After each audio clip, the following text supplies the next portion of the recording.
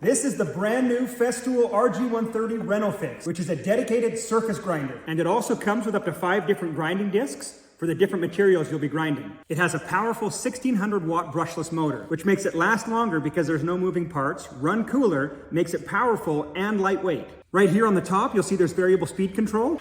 Right here, you'll see the trigger, and this is to lock the trigger in place when you're grinding, so you don't have to hold the trigger the entire time you're working. If you loosen this knob right here, you'll see the handle can twist into a bunch of different positions, depending on the circumstances you're working in. If we flip it over, you'll see that there's this brush that goes all the way around the outside. That's to prevent dust from escaping and to maximize the dust collection of the machine. And you'll see that it also sits on springs and moves up and down, depending on the substrate that you're working on. And right here on the front, you'll see that this piece will actually flip up out of the way. That's so you can go up to and grind right against the edge of a wall without compromising the dust collection. And then when you move away from the wall, you can just flip that back down into place. To change or put a grinding disc in, you'll push this button right here to lock it in place. And then you can loosen the nut, put the disc on that you'd like, and put the nut back on.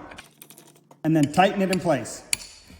Now there's 2 main types of operations that you'll be doing with a grinder like this. One is to grind and flatten certain surfaces that might have uneven spots or areas where things are sticking up out of them. And the second one is just to remove unwanted things. Could be paint or epoxy or glue or mortar or any different kinds of things you might imagine. But when it comes to the first one, which is flattening surfaces, this is an attachment you can use that'll help you get things nice and even all the way along. And what you can do with this is slide it on into the 3 little notches that are there. And then you can twist it to move it up and down to the height that you want to grind your material at.